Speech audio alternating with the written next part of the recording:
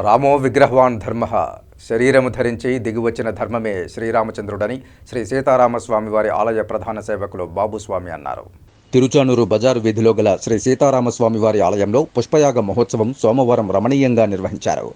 అయోధ్యలో శ్రీరాముని ప్రాణప్రతిష్ఠ మహోత్సవాన్ని పురస్కరించుకుని పుష్పయాగాన్ని శోభాయమానంగా నిర్వహించారు. పుష్పయాగంలో భాగంగా శ్రీ సీతారామస్వామి వార్లకు సమర్పించే పుష్పాలను ఊరేగింపుగా ఆలయానికి తీసుకుని వచ్చారు.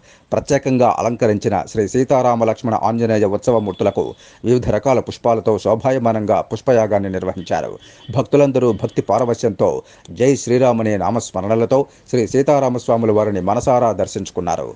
ఈ సందర్భంగా ఆలయ ప్రధాన సేవకులు బాబుస్వామి మాట్లాడుతూ శ్రీరామ అని తలచిన వెంటనే వరాల జల్లును కురిపించే దైవం శ్రీరాముడని అన్నారు.